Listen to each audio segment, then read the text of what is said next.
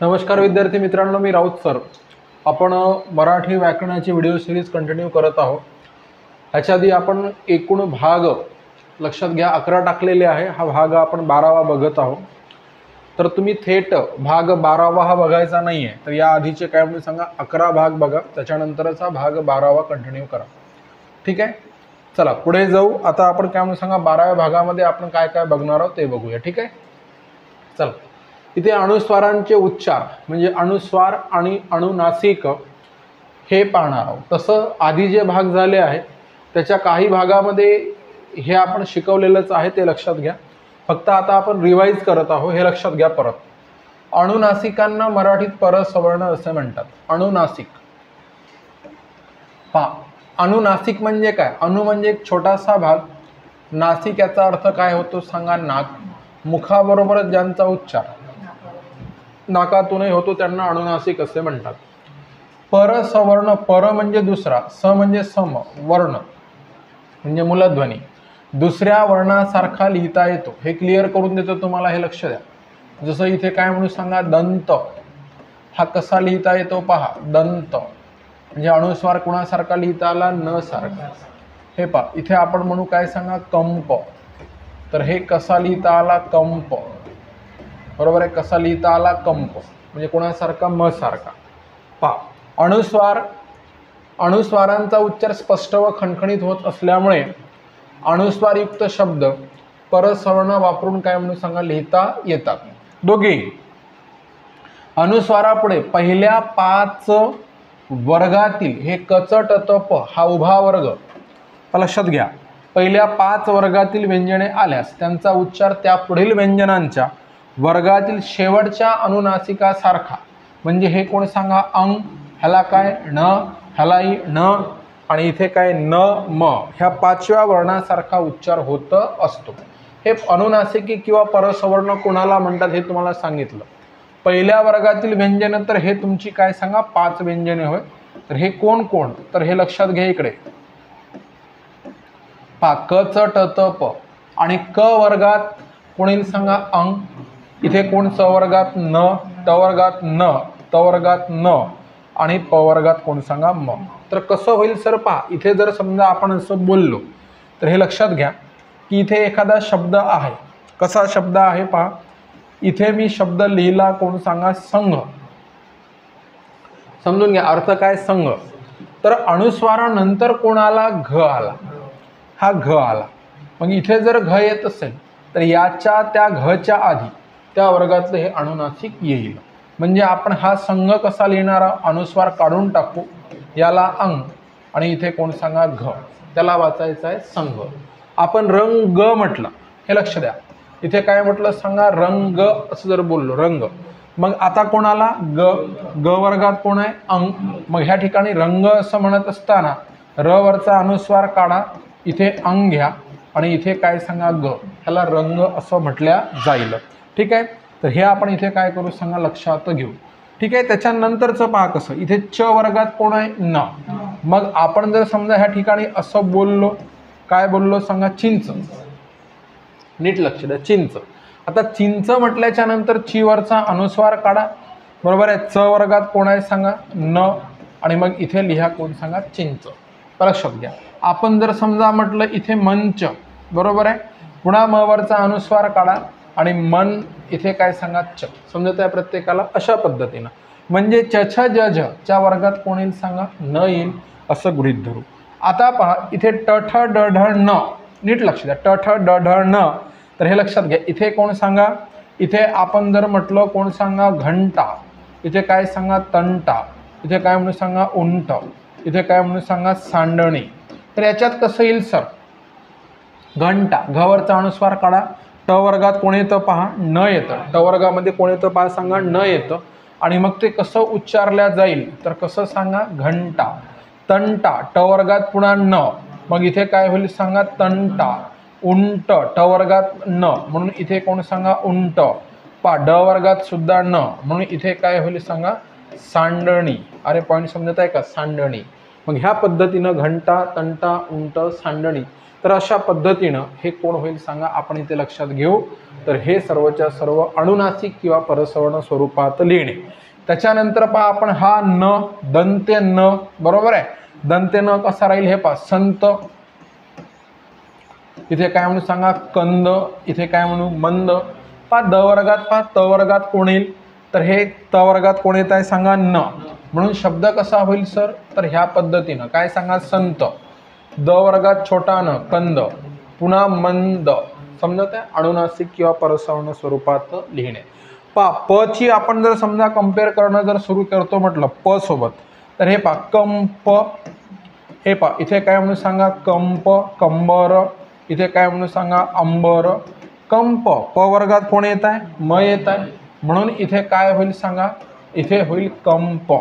इथे काय सांगा, कंबर, कंबर, अंबर, ब वर्गात म, म्हणून कोण सांगा, अंबर. ओके, ह्या पद्धतीनं काय म्हणून सांगा, हे कॅल्क्युलेशन राहील. कंप, कंबर, अंबर. तर हे सर्वच्या सर्व आपण लक्षात घेऊ. हे अशा पद्धतीने ह्याला काय म्हणते, अनुनासिक किंवा परसवर्ण स्वरूपात लिहिणे. हे आपण आधी सुद्धा क्लिअर केलेलं आहे, आठवते सर्वांना, मागच्या किंवा त्याच्या आधीच्या व्हिडिओत तुम्हाला पाहायला मिळेल. तर आता हे सगळे कसे कसे लिहायचे पहा. तर हे सगळ्यात महत्त्वाचा पॉईंट, मराठीतील शब्द परसवर्ण स्वरूपात लिहूच नये. मराठीतील शब्द परसवर्ण स्वरूपात लिहूच नये. फक्त कोणते शब्द जे तत्सम शब्द, तत्सम म्हणजे कोणते, संस्कृतमधून मराठीत जसेच्या तसे आलेले आहे, ॲज इट इज, जशा तसे आलेले आहे, त्या शब्दांना काय म्हणतात सर, तर त्या शब्दांना कोणते सांगा, तत्सम शब्द असे म्हणतात. तर ते शब्द काय म्हणून सांगा, म्हणजे अनुनासिक स्वरूपात लिहावे, असा काय आहे सांगा, नियम आहे, असे आपण लक्षात घेऊ. चला, तर आता तुम्हाला माहीतच आहे कोणाकोणाला काय काय म्हटल्या जाते. मग हे पहा, गंगा, गंगा, चंचल, चंचल, पंडित, पंडित, घंटा, घंटा, मंडूक, मंडूक, शिंप, शिंप, पंचम, पंचम, संत, संत. हे तुम्हाला अभ्यास करण्यासाठी दिलेले शब्द. कांचन, कांचन, संधी, संधी, ध वर्गात कोणता न, छोटा. ठीक आहे. दंड, दंड, व्यंजन, व्यंजन. हे पहा, शंड, शंड, कुमकुम, कुमकुम. हे पाहून घ्या परीक्षेत आले कसे लिहायचे. पहा, चांगदेव, चांगदेव, नंद, नंद, वसंत, वसंत, त वर्गात कोण, छोटा न. अंबू, अंबू, शंकर, शंकर, भ्रांत, भ्रांत, संकेरा, संकेरा, मंगल, मंगल, रंग, रंग, चिंच, चिंच, करंडा, करंडा, संघ, संघ, झंकार, हा अंग होय, झंकार, पंकज, पंकज, संच, संच, संगीत, संगीत, शंड, शंड, वंदन, वंदन. तर हे कशा स्वरूपात लिहित आहोत पहा. हे काय म्हणून सांगा, हे आपण इथे जे लिहित आहोत ते अनुस्वारयुक्त आणि हे पलीकडे जे आहे परसवर्णयुक्त, असं आपण लक्षात घ्या. चला, काही शब्द पुन्हा वेगळ्या पद्धतीनं आपण हे सुद्धा क्लिअर केलेले होते आधीच्या तासात. इथे लक्ष द्या, अनुस्वारापुढे र, व, श, स, ह हे कोण कोण बघायचे, काय म्हणून सांगा, र, व, श, स, ह. हे जर आल्यास अनुस्वाराचा उच्चार व्यासारखा होतो, व्यावर अनुस्वार, व्या, बरोबर आहे. मात्र लेखन अनुस्वार युक्तच राहते, म्हणजे अनुस्वार कायम राहतो. आता एकदा लक्ष द्या, मी काय म्हणतो, हे कसं होते पहा. इथे संरक्षण, तर लक्षात घ्या, इथे काय म्हटलं होतं मी, आठवा, इथे काय म्हटलं, य, र, ल, व. हे कोण आहे सांगा, अर्धस्वर आहे, बरोबर आहे. नंतर काय सांगा, श, श, स आणि कोण सांगा, ह, बरोबर आहे. ह्याच्यापैकी आपण काय कन्सिडर करू की य आणि काय सांगा, ल ला बाजूला काढू, आठवते का प्रत्येकाला. मग इथे काय म्हणून सांगा, य ला आणि काय सांगा, ल ला बाजूला काढलं होतं आपण, बरोबर आहे. मग य आणि ल जर समजा त्याच्यातून आपण बाजूला केले, तर मग तुम्हाला शिकवत असताना एक लक्षात घ्या, इथे कोण कोण राहिले, र आणि व राहिला, बरोबर आहे. र, व, त्यानंतर कोण, श, श, स आणि कोण सांगा, ह. हे बा, र, व, श, श, स आणि ह. याच्यात कशी गोष्ट राहील की अनुस्वार कायम राहील, हे शिकवलं होतं आठवा. अनुस्वार कायम राहील आणि उच्चार प्रोनाउन्सिएशनमध्ये जे येईल ते तिथे लिहायचं, असं तुम्हाला सांगितलं होतं, बरोबर आहे. मग संरक्षण असं म्हणत नाही, संरक्षण. म्हणून हे काय झालं, व त्याच्यामध्ये. संवाद, वचं काय सांगा, रिपिटेशन. संसार, व. संशय, व. सिंह, व. संज्ञा म्हणजे काय सांगा, व. संवर्धन, वचं रिपिटेशन संहार, हे संहार. संसद, लक्षात घ्या, संसद म्हणत नाही, दंश नाही म्हणत, दंश, लक्षात घ्या. अंश म्हणतो का, नाही, अंश. सिंहासन नाही, सिंहासन, बरोबर आहे. संस्कृत, संस्कृत, संस्कृत नाही, संस्कृत म्हणतो, म्हणजे संस्कृत. वंश, वंश. तर अशा पद्धतीनं त्याचं काय सांगा लेखन केलं जाते, हे लक्षात घ्या. मात्र जर समजा आपल्याला करायचं असेल की य आणि ल, त्याच्यासाठी तुम्हाला मुद्दा वेगळा सांगितला होता, आठवा. यचं रिपिटेशन लक्षात घ्या, हे तुम्हाला सांगितलं होतं इथे. हे पहा, अनुस्वारापुढे य ल आल्यास, कोण कोण सांगा, य ल आल्यास उच्चार अनुक्रमे यासारखा किंवा ल्यासारखा होतो. मात्र लेखन अनुस्वार युक्त करतात, म्हणजे इथे काय म्हणून सांगा, जो अनुस्वार आहे तो सुद्धा काय सांगा बऱ्याचदा कायम ठेवला जातो. मग हे पहा, संलग्न, इथे काय म्हटलं, फक्त लचं रिपिटेशन करा. संयम, यचं काय करा, रिपिटेशन करा. संयोग, इथे यचं रिपिटेशन, लचं रिपिटेशन. लेखन हे असंच केल्या जाते, हे तुम्ही लक्षात घ्या. विचारत नाही, पण समजा लिहायचं असेल तर हे अशा पद्धतीने यचं लचं रिपिटेशन करून आपण काय सांगा त्या ठिकाणी लिहू शकतो, असं आपण गृहीत धरू. आता आपण पुढे एक कंटेंट पाहणार आहोत. मला सांगा, आपल्याकडे एकूण वर्ण किती आहे? हा, 52. 52 हे कोण होय सांगा, वर्ण. 52 कोण होय सांगा, मूलध्वनी. समजत आहे, 52 वर्ण होय, 52 मूलध्वनी होय, हे इथे काय सांगा लक्षात घ्यायचं. आता याच्यापासून आपल्याला जर समजा काय बनवायचं आहे, अक्षर बनवायचं आहे, तर त्यांच्यामध्ये एकमेकांशी जुळावं लागते, हे तुम्ही लक्षात घ्या. लहानपणी तुम्ही एक काय सांगा बिल्डअपचा खेळ खेळत असता, ते तुम्हाला काहीतरी असतात ना रे, प्लास्टिकचे भांडे वगैरे, बरोबर आहे. तर ते एकात एक टाकल्याने काय सांगा त्याच्यापासून वेगवेगळ्या काय निघत असतात, डायग्राम तयार करता येतात. तसं करेक्ट डायग्राम तयार करण्यासाठी कोणकोणते आपल्याकडे आता सध्या 52 वर्ण आपल्याकडे आहे. पहा किती वर्ण आहे, तर आपण काय कन्सिडर करू सांगा, 52 आहे, हे लक्षात घ्या. हे 52. आतापर्यंत आपण या 52 वर काय केलेलं आहे सांगा, डिस्कशन केलेलं आहे. म्हणजे हे लक्षात घ्या, 14 एकूण कोण दिलेले आहे, स्वर दिलेले आहे. 2 कोण दिलेले आहे सांगा, स्वरादी दिलेले आहे. 14 स्वर आहे, 2 काय सांगा स्वरादी आहे, आणि 34 व्यंजन आहे, आणि 2 कोण आहे सांगा विशेष व्यंजने किंवा संयुक्त व्यंजने. आता तुम्ही असं गृहीत धरा की तुम्हाला असंही समजते की आपण आपल्याकडे एखादा कंटेंट आहे, त्याच्यापासून वेगवेगळा कंटेंट तयार करू शकतो. तर मग वेगवेगळा कंटेंट कसा तयार करू शकतो, त्याच्यावरच आपल्याला काय करायचं आहे, डिस्कशन करायचं आहे. समजा मी तुम्हाला सुरुवातीला काय केलेलं आहे माहिती आहे का, फक्त 14 स्वरच दिलेले आहे.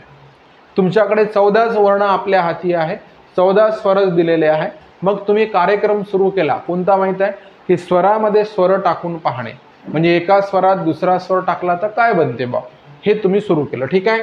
मग आता पहा, तुम्ही वेगवेगळे स्वर काय केले सांगा, एकत्र केले. लक्ष द्या नीट. निरनिराळ्या म्हणजे काय सांगा, वेगवेगळ्या निरनिराळ्या स्वरांच्या संयोगापासून, म्हणजे तुम्ही काय केलेला आहे मला सांगा, स्वरांचा काय केला संयोग. निरनिराळ्या स्वरांच्या संयोगापासून उत्पन्न होणाऱ्या, तुम्ही स्वर एकत्र केले म्हटलं, संयुक्त याचा अर्थ लक्षात ठेवा. इथे काय म्हणजे सांगा, एकत्र असा ढोबळमानाने अर्थ घेऊ आपण. पहा, निरनिराळ्या स्वरांच्या संयोगापासून, प्लस निरनिराळ्या स्वरांच्या संयोगापासून उत्पन्न होणाऱ्या स्वरांना संयुक्त स्वर असे म्हणतात.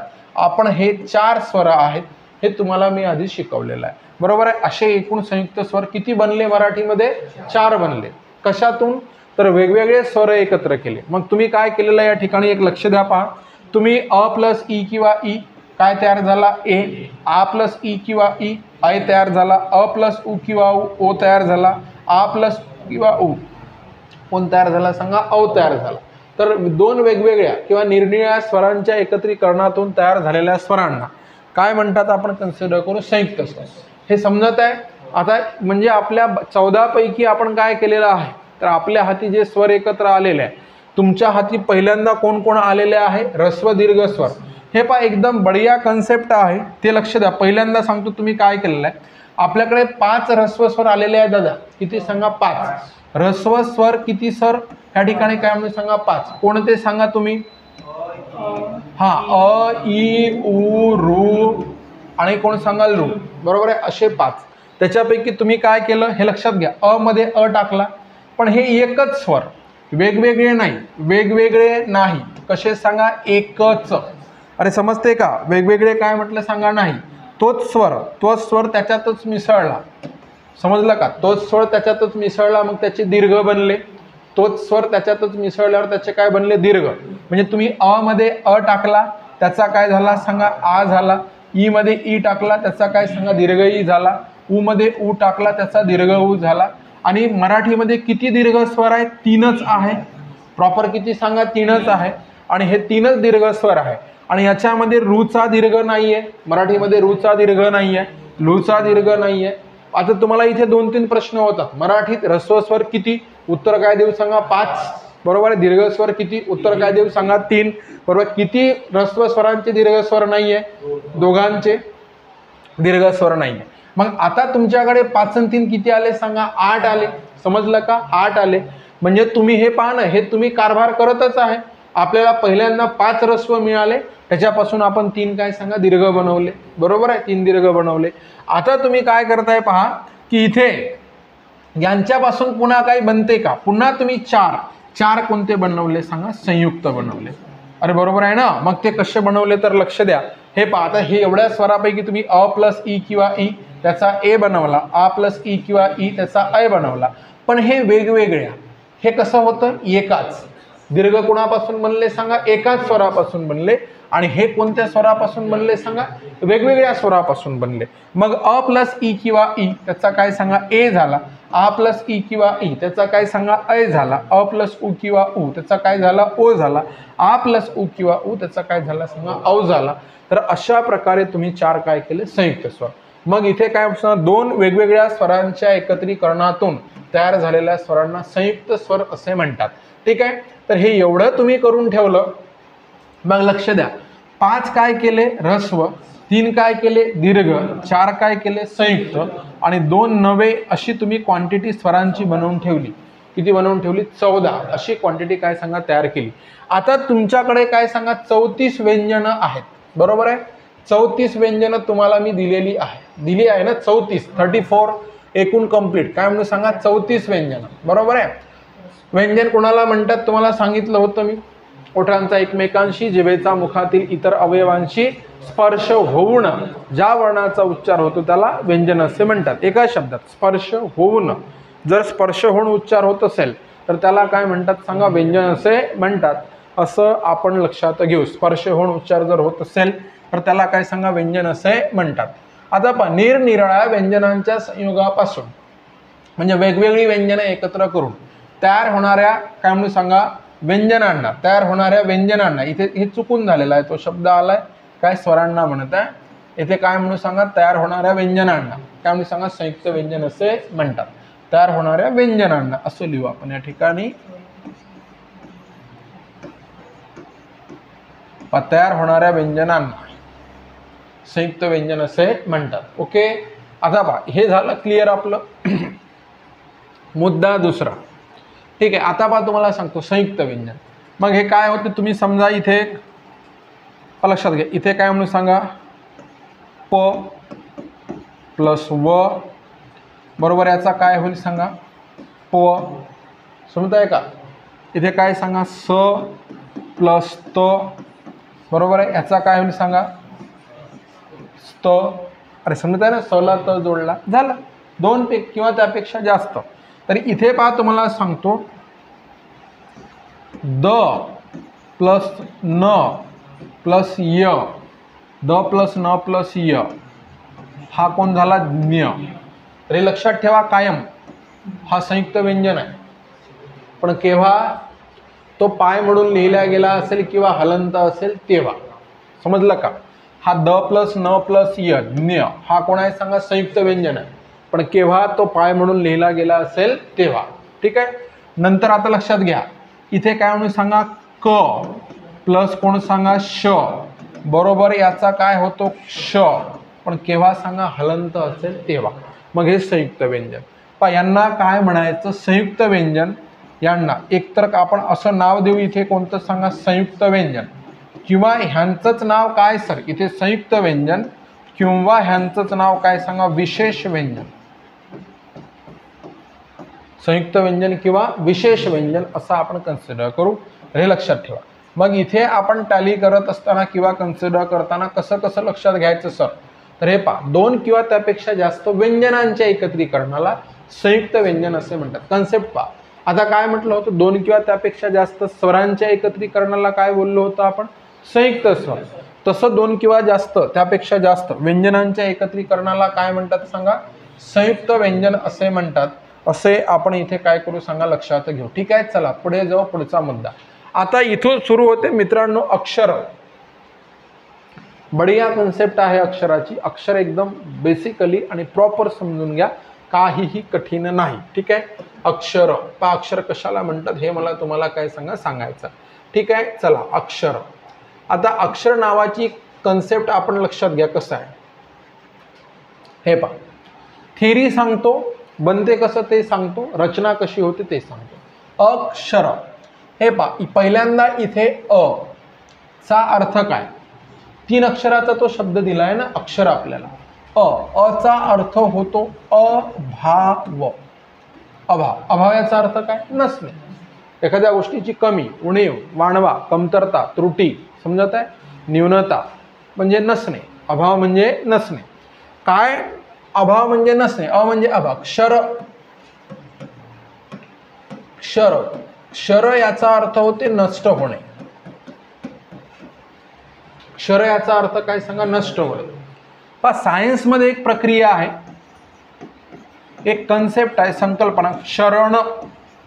क्षत्रियाचा क्षरण. हे तुम्हाला एक आठवा. मी तुम्हाला एक एक्झाम्पल सांगतो की एखादा पत्रा असतो पहा, नवीन पानटपरी आपण पहिल्या वर्षी चकाचक रंग देऊन बनवत असतो. थोडीशी तिला खाली गाडून देतो, 1-2 फूट खाली, समजत आहे. 2 वर्षांना उचलली तिला तर काय होते मला सांगा, जो जमिनीतला भाग असतो तो पत्रा गायब झालेला असतो, नष्ट होतो ना, धातूचा पत्रा. तर त्या नष्ट होण्याला क्षरण असं म्हणतात. क्षर, नष्ट होणे. क्षर म्हणजे नष्ट होणे. पण इथं नष्ट होण्याचा अभाव, अक्षर. पा म्हणजे क्षर न होणारे, म्हणजे क्षर न काय म्हणून सांगा, होणारे, असा त्याचा अर्थ. मला सांगा, मी जे बडबड केलेली आहे आतापर्यंत तुमच्या समोर, ही चिरंतन टिकून राहील का, नाही सर. हे तर काय सांगा, हवेत विरून गेली.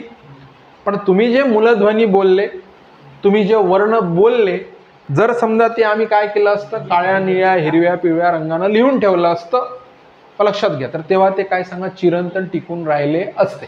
मग ते हजारो वर्षापर्यंत राहिले असते. ते नष्ट झाले असते का, नाही. म्हणून अक्षर काय होत नाही, नष्ट होत नाही. म्हणून त्यांच्या नावातच त्यांची डेफिनेशन आहे, क्षर न होणारे. क्षर न होणारे. मग आपण काय लिहून ठेवतो, आपल्या आवाजाच्या ज्या काही खुणा आहेत, मूलध्वनी आहे, वर्ण आहे, ते लिहून ठेवतो. बरोबर आहे. मग डेफिनेशन पहा, आवाजाचे किंवा ध्वनीच्या, वर्णाच्या प्रत्येक पूर्ण उच्चारित खुणेला काय म्हणतात सांगा, अक्षर असे म्हणतात. लक्षात घ्या. नंतर पहा, इथे हे तुम्हाला सांगितलं पहा, बोलणे नष्ट होते. बोलणे हे जिवंत संकल्पना आहे. माणूस संपला, त्याचं बोलणं संपलं, परंतु लिहून ठेवल्यास ते दीर्घकाळ टिकते. म्हणूनही या सांकेतिक खुणांना अक्षर नष्ट न होणारे असे म्हणतात. आता तुमच्या लक्षात आलं असेल अक्षराची गरज काय, तर काय म्हणून सांगा, वर्ण. लक्षात घ्या, पहिल्यांदा काय म्हटलं, ध्वनी. ध्वनी हे बोलण्याशी संबंधित आहे आणि वर्ण हे कशाशी सांगा, लिहिण्याशी संबंधित आहे, असं आपण कन्सिडर करू. इथं फक्त एवढं लक्षात घ्या, कधीही नष्ट न होणारे, दीर्घकाळ टिकणारे, चिरंतन असणारे म्हणजे कोण हे सांगा, अक्षर. अक्षर हे पूर्ण उच्चारित असावे लागते. तुम्ही एखाद्याला म्हणता तुझी अक्षर चांगली आहे म्हणते, तुम्ही अक्षरामध्ये कधी हलंत लिहिताना पाहिलं का? आता एखाद्याचं नाव लिहिताय तुम्ही, ऐका बरोबर, नाव लिहिताय तुम्ही, ते नाव लिहित असताना तुम्ही असं म द न असं लिहिता का? नाही. मग हे कसं लिहिताय सांगा, म द न. म्हणजे याच्यामध्ये जे कन्सोनंट्स आहे, जी व्यंजने आहेत, त्यांना तुम्ही कसं लिहिलेलं आहे ते सांगा रे दादा. तुम्ही त्याला कसं लिहिलं आहे सांगा, पूर्ण लिहिलेलं. बरोबर आहे. जी व्यंजने आहेत त्यांना कसं लिहिलेलं आहे सांगा, पूर्ण लिहिलेलं आहे, असे लक्षात घेऊ. व्यंजनांना तुम्ही पूर्ण लिहिलेलं आहे. अक्षर हे कसे असतात, तर पूर्ण उच्चारित काय असतात सांगा, वर्ण असतात, असे लक्षात घेऊ. अक्षर हे पूर्ण उच्चारित असावे लागते, त्यांच्यात स्वर असणं जरुरी आहे. सर्व स्वर, आता प्रत्येक स्वर हे तर अक्षर आहेत आणि स्वरयुक्त व्यंजने म्हणजे हे पहा, इथे जर समजा आपण कन्सिडर करतो म्हटलं तर थोडंसं लक्षात घ्या, सर्व स्वर व स्वरयुक्त व्यंजने ह्यांचा अक्षरात समावेश होतो. पहा, अक्षरात एक किंवा अधिक ध्वनी असू शकतात. एक किंवा अधिक ध्वनी कसे कसे, तर ते मला तुम्हाला सांगायचं आहे, ते समजून घ्या. पहा इथे, पहा इथे काय म्हणून सांगा, अ आ इ ई हे सगळी कोण झाली सांगा, अक्षरं झाली. बरोबर आहे, अ आ इ ई. तर आता तुम्हाला पुन्हा एक गोष्ट सांगतो. पहा, अ आ इ ई हे अक्षरे झालेली आहे. अ आ इ ई उ ऊ, नंतर ए आय, इथे काय सांगा, ओ औ, हे कोण आहे रे, अक्षर आहे, अक्षर. बरोबर आहे, त्याच्यात एक ध्वनी आहे. हे पहा इथे काय झालं, अ, नीट लक्ष द्या काय सांगायचं, अ मध्ये किती आहे, एक ध्वनी आहे. ई मध्ये एक ध्वनी आहे. ऊ मध्ये काय सांगा, एक ध्वनी आहे. पण आ मध्ये दोन ध्वनी, कारण अ प्लस अ. ई मध्ये दोन ध्वनी, ई प्लस ई. ऊ मध्ये दोन ध्वनी, ऊ प्लस ए मध्ये दोन ध्वनी. आठवते का, इथे अ प्लस ई किंवा ई. अरे बरोबर आहे ना. अ मध्ये कोण सांगा, आ प्लस ई किंवा ई. ओ मध्ये काय सांगा, अ प्लस ऊ किंवा ऊ. अ मध्ये कोण सांगा, आ प्लस ऊ किंवा ऊ. ह्या सगळ्यांना आपण काय म्हटलं, अक्षरे. मग अक्षरामध्ये एक ध्वनी राहू शकतो किंवा त्यापेक्षा जास्त ध्वनी राहू शकतात, असं आपण कन्सिडर करू. एक दुसरी गोष्ट, हे सगळ्या स्वरांना तर आपण अक्षर म्हणत आहोत, ह्यांच्यामध्ये एक किंवा त्यापेक्षा जास्त असतात. पण आपण जर समजा व्यंजनाची गोष्ट जर केली, मग इथे प म्हटलं प, तर प मध्ये कोण आहे सांगा, प प्लस अ, म्हणजे दोन ध्वनी आहे. समजलं. इथे आपण जर काय म्हटलं ट, तर इथे काय होईल सांगा, ट प्लस अ. समजत आहे का प्रत्येकाला. तर हे कोण आहे सांगा, अक्षर. अक्षर हे कसं पाहिजे, पूर्ण उच्चारित. त्याला पूर्ण करण्याचं काम कोण करत असते, स्वर हे त्याला पूर्ण करण्याचं काम करत असते. अक्षर हे पूर्ण उच्चारितच असावे लागते. सर्व स्वर आणि सर्व स्वरयुक्त व्यंजने ह्यांचा अक्षरात समावेश होतो. अक्षरात एक किंवा काय सांगा, अधिक ध्वनी असू शकतात. म्हणजे समजा अशा प्रकारचं स्टेटमेंट जर समजा परीक्षेमध्ये आलं, तर तुम्हाला इथं काय सांगा, उत्तर बरोबर देता येणं जरुरी आहे. हे तुम्ही इथं काय सांगा, समजून घ्या. ठीक आहे, हे समजत आहे ना. म्हणजे काय असते काय नसते, प्रॅक्टिकल आपण करतो आहे आणि प्रॅक्टिकल करत करत इथे काय सांगा, पुढे जात आहोत. ठीक आहे, चला हे झाले कोण सांगा, एकूण तुमचे 52 वर्ण. आणि पुढे पुढे जाऊ. पहा इथे आता पुन्हा डेफिनेशन अक्षराची. एखाद्या व्यंजनात शेवटी स्वर मिसळल्यास तयार होणाऱ्या रचनेला काय म्हणतात, अक्षर असे म्हणतात. मग इथे पहा, आता अक्षरांचा मुद्दा कसा आहे ते लक्षात घ्या. आपल्याकडे किती व्यंजन आहे रे, 34 व्यंजन आहे. आणि दोन कोण आहे सांगा, संयुक्त व्यंजन आहे किंवा विशेष व्यंजन आहे. 36 अक्षर तयार करू शकतो. आता तुम्हाला सांगतो, भाषेला जे वळण लागत असते किंवा त्यांच्यामध्ये जो चेंज होतो किंवा त्यांच्यात जो बदल होतो, तो बदल फक्त स्वरामुळे होतो. स्वरांचा रोल असतो, हे लक्षात घ्या. आता तुम्हाला कका किकी सर्वांना माहिती असेल, बरोबर आहे. मग अक्षरे पहा कशी बनतात. इथे काय सांगा, क, बरोबर आहे, लक्ष द्या, क. आता इथे आपण असं कन्सिडर करू की क प्लस अ. हे पहा इथे काय सांगा, एकापासून किती बनतात, लक्ष द्या, एकापासून. आता इथे क, पुन्हा क, इथे कोण क क क क क. ठीक आहे. आता पहा ही व्यंजने, परत इकडे व्यंजने घेऊ आपण. क क, इकडे काय म्हणून सांगा, क क क क. ठीक आहे, इकडे परत क क क. व्यंजन स्टेबल असते सगळ्या ठिकाणी. व्यंजन काय लिहिलेलं आहे मला सांगा, क. पण इथे क प्लस अ हे झालं अक्षर. कोण अक्षर झालं सांगा, क. इथे क प्लस आ बरोबर कोण सांगा, का. हे सुद्धा अक्षर. आता क प्लस ई हे काय म्हणून सांगा, की. हे झालं अक्षर. पुन्हा क प्लस ई, इथे काय, की. हे झालं कोण सांगा, अक्षर. पण अक्षर क प्लस उ काय म्हणून सांगा, कू. क प्लस उ काय म्हणून सांगा, कू. क प्लस, आता पहा, अ आ इ ई उ ऊ नंतर ऋषीचा रू, ह्याचं काय होतं रे, क्रू. बरोबर आहे. क प्लस इथे कोण सांगा, लू. बरोबर, लक्ष द्या. इथे काय म्हणून सांगा, क्लू. ठीक आहे, क्लू म्हणू आपण. इथे क प्लस काय सांगा, हे पहा, क का की की कू कू रू लू ए आय ओ औ, हे ए के इथे काय सांगा अय, कै. नंतर काय म्हणून सांगा ओ, म्हणजे कोण सांगा को. आणि इथे काय सांगा औ, इथे काय सांगा कौ, बरोबर आहे. आणि इथे काय म्हणून सांगा बरोबर आहे. याचा काय सांगा कम, बरोबर आहे. आणि इथे काय सांगा आहा, ह्याचा काय सांगा काहा. अरे बरोबर आहे ना. आणि इथे क प्लस ॲ, ह्याचा काय होईल आता क्या. आणि क प्लस ऑ, सॉरी इथे काय म्हणून सांगा क प्लस ऑ, ह्याचा काय होईल सांगा क्वा. क प्लस काय म्हणून सांगा ऑ, ह्याचा काय होईल क्वा. आता तुम्ही सांगा ह्या सगळ्याच्यामध्ये स्टेबल कोण राहिलं, व्यंजन. आणि सगळे चेंजेस कोणामुळे झाले सांगा, स्वरामुळे सर्वच्या सर्व चेंजेस झाले. तरी एकापासून अक्षर पहा किती बनली. इथे 1 2 3 4 5 6 7 8 9 10 11 12 13 14 15 16. याच्यात कोण कोण आले तर 2 कोण आले सांगा, म्हणजे 14 स्वर आले आणि 2 स्वरादी आले. अशी एकापासून कंप्लीट किती सांगा 16 काय म्हणून सांगा अक्षर बनत आहे. व्यंजन स्टेबल आहे. तर ह्या 12 खडी म्हणताना तुम्ही कोणाकोणाला ॲड करत नाही, तर हे रू आणि रू यांना ॲड करत नाही. लक्षात घ्या, रू आणि रू यांना ॲड करत नाही. आणि काय म्हणून सांगा ॲ आणि ऑ ह्यांना तुम्ही काय सांगा ॲड करत नाही. आणि बाकीचे 16 पैकी 4 गेले तर 12 तुम्ही चट टॅली करणं सुरू करता. हे पहा क का की की कू कू. लक्षात घ्या के कै को कौ कम का. समजलं. तर ह्या पद्धतीनं आपण कन्सिडर करू. एखाद्या व्यंजनात काय मिसळल्यास, स्वर मिसळल्यास तयार होणाऱ्या रचनेला काय सांगा अक्षर असे म्हणतात. हे असं आपण आता या ठिकाणी काय ठेवला समजा ख ठेवला तर काय होणार आहे ख खा खी खी खू खू. प ठेवला प पा पी पी पू पू. ब ठेवला ब बा बी बी. पुढे शिकलो आपण सांगा पहिला वर्ग, बरोबर तेच होत. म्हणजे आता आपलं सगळं काय सांगा आटोपल्यावर पुन्हा तिथूनच सुरुवात होत आहे. लक्षात घ्या, पहिल्यांदा प्रॉपर वेळ दिला तर ते काय म्हणून सांगा करेक्ट झालं असतं. हे लक्षात घ्या अक्षर. ठीक आहे. आता अक्षर तुम्हाला समजून सांगितली कसं कसं कॅल्क्युलेशन आहे हे लक्षात घ्या.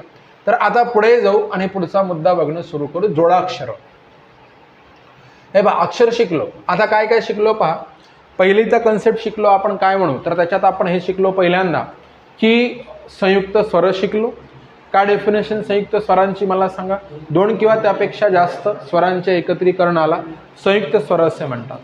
पण 2 वेगवेगळे स्वर एकाच प्रकारच्या 2 स्वरांचं एकत्रीकरण तो काय म्हणून सांगा दीर्घ स्वर होईल.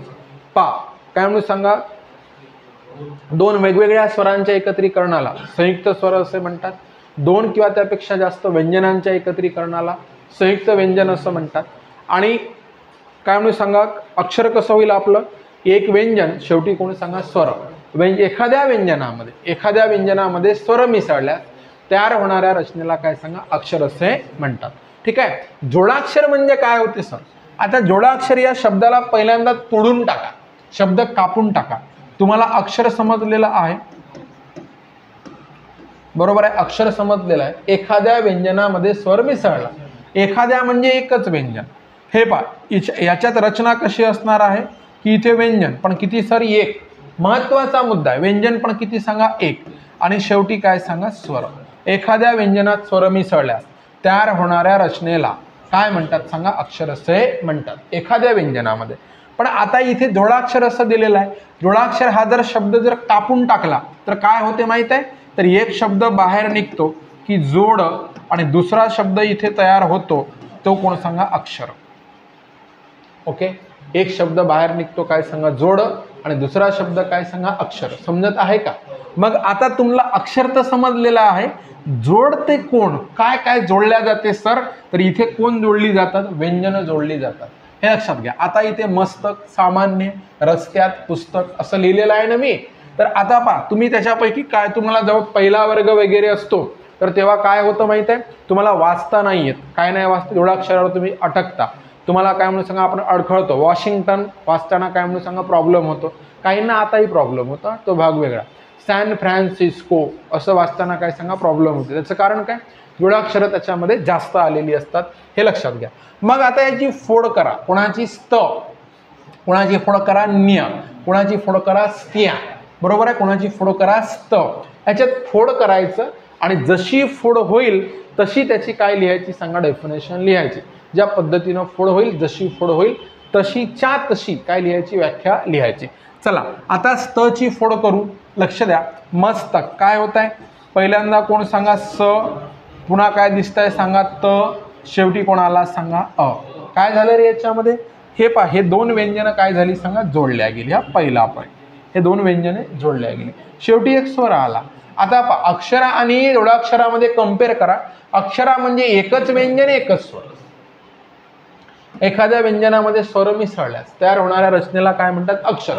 जोडाक्षरामध्ये आधी व्यंजनं जोडली जातात, मग काय सांगा स्वर मिसळला जाते. मग ते स्वर मिसळल्यामुळे ते अक्षर होत आहे, पण ते कोणतं अक्षर होत आहे दादा, जोडाक्षर. हे पहा सामान्य.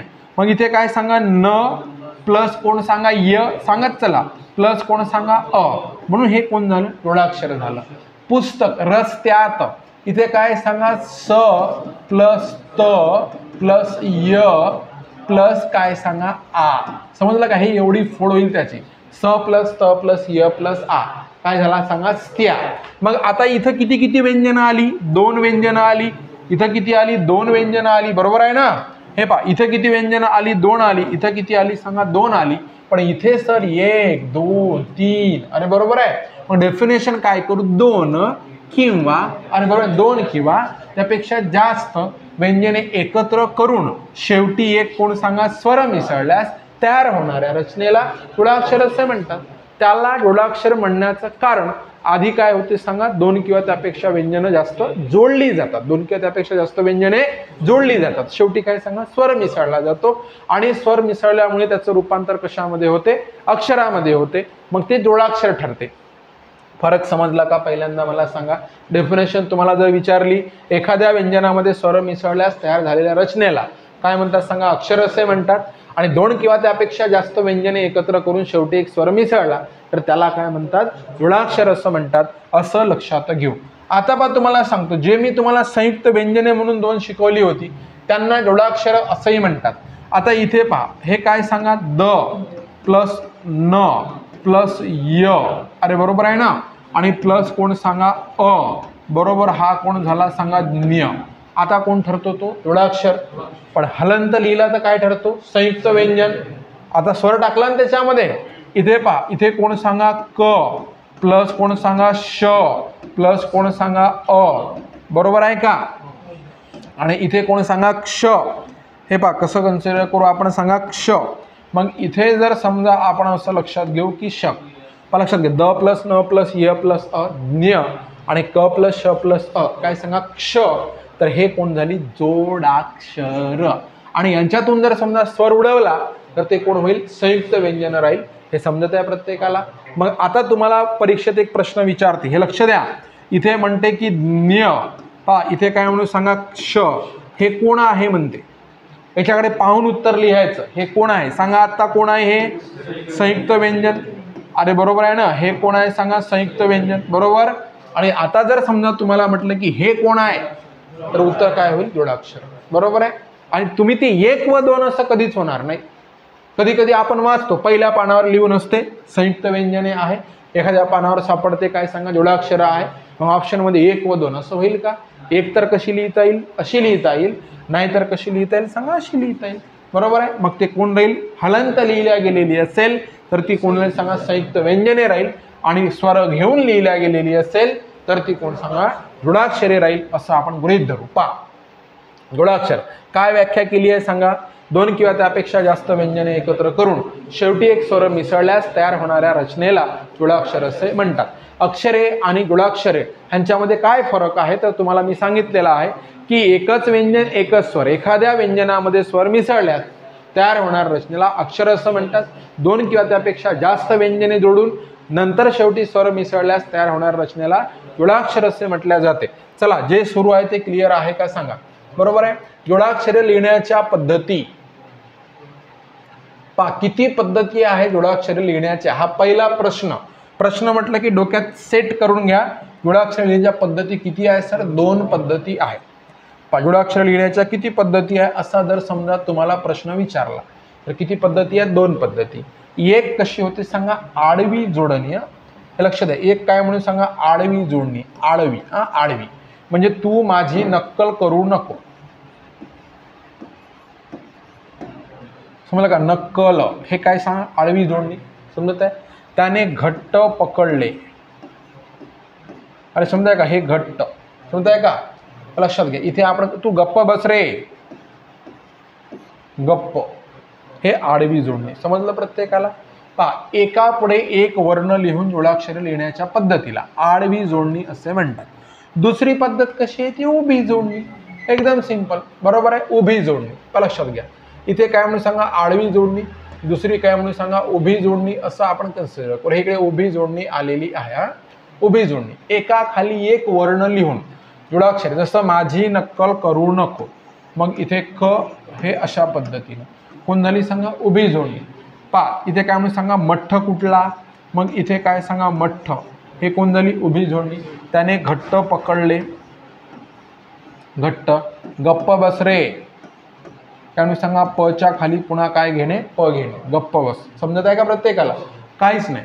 उभी जोडणी. एका खाली एक वर्ण लिहून जोडाक्षरे लिहिण्याच्या पद्धतीला काय? उभी जोडणी असे म्हणतात. असं आपण इथे काय करू सांगा? लक्षात घेऊ. चला पुढे जाऊ. पुढचा पॉईंट, जोडाक्षरांचे प्रकार. हे पहा, जोडाक्षरांचे प्रकार. तर पहा, याच्यामध्ये आपण असं कन्सिडर करायचं, हे ॲक्च्युअल तुम्हाला जोडाक्षरांचे प्रकार असं जरी दिल्या गेलेलं असेल तरी हे व्यंजनांच्याच प्रकारामध्ये काउंट होते. कोणाच्या प्रकारात सांगा? व्यंजनांच्या. बरोबर आहे? व्यंजनांच्या प्रकार. आता दंड म्हणजे काय? ही रेष. बरोबर आहे? रेष. क ला कुठे आहे रेष सांगा? मध्ये आहे. फ ला कुठे आहे सांगा? मध्ये आहे. ब ला कुठे आहे? शेवटी आहे. प ला कुठे आहे? शेवटी. मग इथे डोक्यात ठेवा की हे जे उभी रेष आहे तिला उभा दंड असे म्हणतात. काही टेन्शन घ्यायचं. बरोबर आहे? उभी रेष आहे तिला उभा दंड असं म्हणतात. इकडे मॅच द पेअर मध्ये प्रश्न येते, म्हणजे शेवटी उभा दंड असणारी सांगा, शेवटी स्वतंत्र उभा दंड असणारी सांगा, मध्ये उभा दंड असणारी सांगा. पाठांतर नको, अजिबात नको. इथं पाहायचं, पुढे पाहायचं. सर बोर्डवर पाहणं, लक्ष द्या. बरोबर आहे? येईल आपल्याला, काहीच कठीण नाही. पहिला पॉईंट मी तुम्हाला ह्या ठिकाणी ऍड करून टाकलेला आहे, तर तो चेक करा पहिल्यांदा सर्वांनी. काय म्हणते? मध्ये उभा दंड. आता दंड म्हणजे डोक्यात तर शिरला दंड. बरोबर आहे? की फक्त उभी रेष मध्ये उभा दंड असणारी, हे पूर्ण चेक करा. आता हे कुणाच्या संदर्भात आहे? व्यंजनाच्या. म्हणून आपण 34 पाहणार आहोत, बाकीचे नाही. तर आता मला सांगा, चेक करत चला. इथे पहा, मध्ये उभा क ला आहे, म्हणजे पहिल्यांदा कोण सांगा? क मध्ये आहे. क ख ग घ हंग च छ ज झ न ट ठ ड ढ ण त थ द ध न प फ. पुन्हा कोणाला आहे? फ ला आहे. प फ ब भ म य र ल व श श स ह ळ. क्ष आणि ज्ञ दिसला का? कोणाला दिसला? फक्त क ला, फ ला. हे समजलं? आता हे पाठ करावं लागते का? नाही. आपल्याला समजलं की हे मध्ये उभा दंड असणारे कोण होय? व्यंजन होय. बरोबर आहे? चला आता पुढे जाऊ आणि पुढचा काय म्हणून सांगा? प्रकार इथे पाहणं आपण सुरू करू. ठीक आहे? चला, शेवटी उभा दंड असणारी व्यंजने. शेवटी उभा दंड, स्वातंत्र्य नाही. स्वातंत्र्य हा शब्द वापरला का? नाही. म्हणजे शेवटी उभा दंड. मग हे पहा, इथे क आपला कट झालेला आहे. पुन्हा कोण कट झालेला आहे? फ कट झालेला आहे. त्याचं कारण सांगा? ते मध्ये उभा दंड असणारे होत. बरोबर आहे? मग आता क नंतर पहा ख. हे पहा, इथे कोण होईल सर? ख येईल. ख समजत आहे का? ख चेक करा ना. ख. आणि शेवटी स्वातंत्र्य असं नाही म्हटलंय, म्हणून कोण येणार नाही? ग नाही येणार. समजलं का? मग कोणाला सांगा? घ येईल. बरोबर आहे? ड ला दंड दिसतोय का? अर्धाचा आहे, उलिसाचा आहे वर. अरे समजत आहे ना? मग इथे कोणाला सांगा? च येईल. हे पहा, च येईल. छ नाही जमत. मग कोणाला सांगा? ज येईल. समजत आहे का? ज येईल, झ येईल. नंतर कोणाला सर? न येईल. समजत आहे ना काय करतो आपण? लक्ष द्या. त्याच्यानंतर कोण सांगा? त थ ध न. त थ ध. लक्षात घ्या. त थ. द नाही येणार. द ला अर्धा आहे. त नंतर कोण सांगा? थ ध आणि कोण सांगा? न. बरोबर आहे? नंतर प ब भ. पा फ कट झालाय. प ब भ म. हे पा प भ ब म. समजत आहे ना काय होत आहे? नंतर काय सांगा? य येईल याच्यामध्ये. बरोबर? र नाही येणार. ये येईल. र नाही येणार. ल नाही येणार. पुन्हा येणार सांगा? व येईल. लक्षात घ्या. श ला काय म्हणून सांगा? स्वातंत्र्य आहे, म्हणून य नंतर कोणाला सांगा? व येईल. श ला कोण आहे सांगा? स्वातंत्र्य आहे. षटकोणाचा शे येईल. सश्याचा स येईल. समजत आहे का? व्यंजनाची गोष्ट करत आहोत, हे दोघं व्यंजने नव्हे. कोण कोण? श आणि ज्ञ. समजलं का? मग आता याच्यामध्ये शेवटी उभा दंड असणारे कोण कोण होईल, तर त्याच्यामध्ये एकदा चेक करा, ते आपण डोक्यात घेऊ. कोण कोण होईल तर ते पहा. इथे तुम्हाला जसं सांगितल्याप्रमाणे ख, घ, च, ज, झ, न, त, थ, ध, न, प, ब, भ, म, य, व, श, स. हे पाहिल्यावरच समजते, पाठ करायचं नव्हे. अरे बरोबर आहे ना? हे लक्षात घ्या. त्याच्यानंतर काय करू सांगा, थोडंसं पुढे जाऊ. इथे चेंज काय होतं पहा, शेवटी स्वतंत्र उभा दंड. काय सांगा? स्वतंत्र उभा दंड. स्वतंत्र, स्वातंत्र्य म्हणजे तो टच झालेला नाही आहे आधीच्या सारखा. मग स्वातंत्र्य म्हटलं याच्यावर फोकस करा. तर कोण सांगा? ग, पा, क, ख, ग, घ, अम, च, छ, ज, झ, न, ट, ठ, ड, ढ, न. दिसतंय ना? न. नंतर त, थ, द, ध, न, प, फ, ब, भ, म, य, र, ल, व, श. तर हे स्वतंत्र उभा दंडासाठी कोण लक्षात ठेवा? गणेश. गणश, गणेश. समजलं का? स्वतंत्र उभा दिसते ना, आपल्याला पाठ करायचा प्रश्न नाही. मॅच द पेअर मध्ये येते. पोरांना वाटतं बापरे काय, काहीच नाही, उभी रेषा म्हणजे उभा दंड. ठीक आहे. मध्ये असला मध्ये उभा दंड, शेवटी असला शेवटी उभा दंड, आणि स्वतंत्र असेल शेवटी तर शेवटी स्वतंत्र उभा दंड, असा त्याचा काय सांगा अर्थ होत असतो. काही कठीण आहे का? येत आहे का लक्षात? पहा. त्याच्यानंतर पहा अर्धा उभा दंड. हा, इथपर्यंत हे दोन लक्षात ठेवा. अर्धा उभा दंड हे एक कंडिशन. अर्धा उभा दंड पण अर्धी होऊ शकणारी, म्हणजे अर्धी होतातही. यांना अर्धा उभा दंड आहे आणि लिहिताना त्यांचा अर्ध होतो. लक्षात घ्या. कसा अर्धी होतात पहा, लक्षात घ्या. इथे काय सांगा, आपण जर समजा इथे एक लक्षात घ्या शब्द कसे, तर कोण कोण आहे? छ, हे पहा छ. तर इथे काय म्हणून सांगा? छ, छ, ज, झ, न. हे छ अर्धा उभा दंड आहे. इथे ल अर्धा उभा, इथे वेगळा आला, इथे वेगळा आला, हा प्रॉपर आहे, हे लक्षात घ्या. अर्धा. आणि हे काय म्हणून सांगा? शेवटी कोण? ळ. तर हे तीन लोक. बरोबर आहे. तर आता पहा, ल आणि ळ यांचं जवळचंच नातं आहे. इथे काय लक्षात ठेवायचं? छ, ळ. हे ल ळ त्याच्यात घेऊन घ्यायचं. छळ, छळ करणे, त्रास देणे असा अर्थ होतो ना. तर हे लक्षात घ्या, दोन्ही कंडिशन चालते त्याला. अर्धा उभा दंड असणे, ते तर पहा दिसतच आहे आपल्याला, ते तर दिसून राहिलं. म्हणजे ल हे अशा प्रकारे जेव्हा आपण लिहिता, पण अर्धी होऊ शकणारी ही कंडिशन लक्षात ठेवा. म्हणजे अर्धी होतात. आपण खळ, खट्याक असं जर लिहितो म्हटलं तर हे ख, ळ, ळ याला जोडल्या जाते अर्ध करून, आणि हे खळ लक्षात घ्या. तर हे लक्षात घ्या, आपण तल्लीन म्हणत असताना हे असं लिहितो. काय सांगा? तल्लीन. ह्याला काय केलं? अर्धा केला. बरोबर आहे. संलाप लिहिताना हे असा लिहितो आपण, ल. समजत आहे? अर्धा करतो आपण. मग अर्धा उभा दंड दिसत आहे आपल्याला, आणि अर्धी काय सांगा? होऊ शकणारी. दुसरा प्रकार काय येतो माहित आहे का? अर्धी होऊ न शकणारी येते. म्हणजे अर्धा उभा दंड आहे, पण ते जोडाक्षर आपण तयार करतो म्हटलं की ती अर्धी काय सांगा? होत नाही.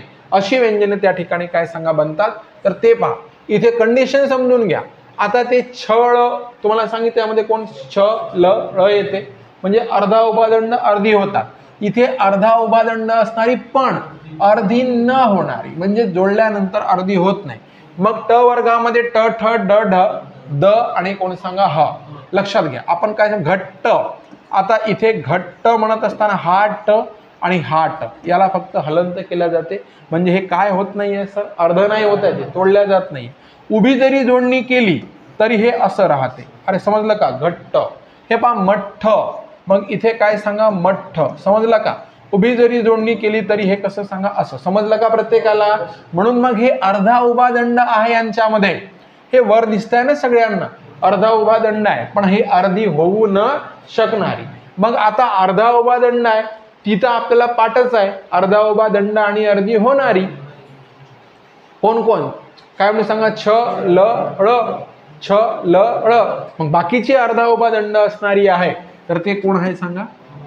म्हणजे अर्धी न होणारी आहे, असं आपण लक्षात ठेवायचं. मग अर्धी न होणारी कोण कोण सांगा? ट, ठ, ड, ढ, द आणि कोण सांगा? ह. असं आपण लक्षात घेऊ. पहा इथे काय म्हणून सांगा? दंड नसणारे व्यंजन कोणते, असा तुम्हाला प्रश्न विचारला जातो. दंडच नाही त्याच्यात. मग हे पहा, हे आपण असं करतो, लक्ष द्या. दंड नसणारे व्यंजन कोणते? मग आता तुम्ही एकदा चेक करा. हे पहा, र आपण लिहितो कसा?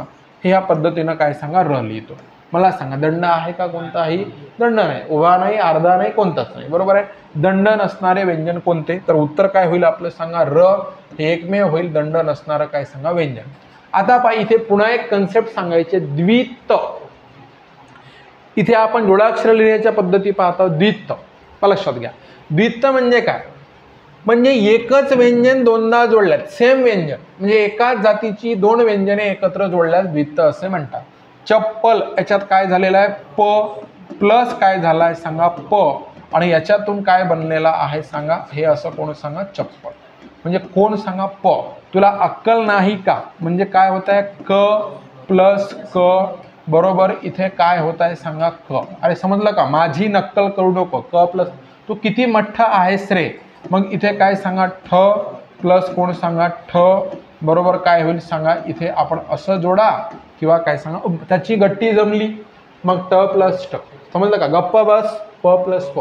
पहा एकाच जातीचे व्यंजन जोडले गेल्यास, एकाच जातीची दोन व्यंजने एकत्र जोडल्यास त्याला द्वित्त असं म्हणा. द्वित्त खालीलपैकी कोणत्या शब्दात द्वित्त आलेला आहे असा एखादा प्रश्न तुम्हाला होऊ शकतो. मग एकाच जातीची दोन व्यंजने एकत्र जोडल्यास त्याला काय म्हणायचं सांगा? द्वित्त असे म्हणतात. हे आपण लक्षात घ्यायचं. तर याच्यानंतरचा जो कंटेंट आहे तो आता आपण काय सांगा? वर्ड बघणार आहोत. हे लक्षात घ्या. वर्ड बघण्यासाठी आतापर्यंत जे काही सामुग्री आहे ते आपल्याला माहीत असणं जरुरी आहे. व्यंजनांपासून आपण काय बनवलं? एखाद्या व्यंजनामध्ये स्वर मिसळला त्याचं अक्षर केलं. दोन किंवा त्यापेक्षा जास्त व्यंजनामध्ये शेवटी स्वर मिसळला त्याचं जोडाक्षर केलं. काय म्हणून सांगा? म्हणजे एकाच जातीचे स्वर मिसळून आपण त्याचं काय केलं? दीर्घ स्वर केला. एकाच जातीचे स्वर दीर्घ स्वर केला. वेगवेगळ्या जातींचे स्वर मिसळून आपण त्याचं काय केलं सांगा? संयुक्त स्वर केले. आपल्याकडे कोण आहे आता सांगा? ऱ्हस्व स्वर आहे, दीर्घ स्वर आहे, संयुक्त स्वर आहे, संयुक्त व्यंजन आहे, अक्षर आहे, जोडाक्षर आहे, संयुक्त व्यंजन आहे. समजत आहे का? आणि कोण आहे सांगा? द्वित्त आहे. या सगळ्यांचा वापर करून आपल्याला काय बनवायचे आहे सांगा? शब्द बनवायचे. आणि जेवढे जेवढे पूर्ण उच्चाराचे वर्ण आहे त्या सगळ्यांना आपण काय म्हणणार आहोत मला सांगा? अक्षर असंच म्हणणार आहोत. काय म्हणणार आहोत? अक्षरे असे म्हणणार आहोत. मुद्दा समजला प्रत्येकाला? हे पहा. चला इथे थांबू, बाकी आपण उद्याला पाहू.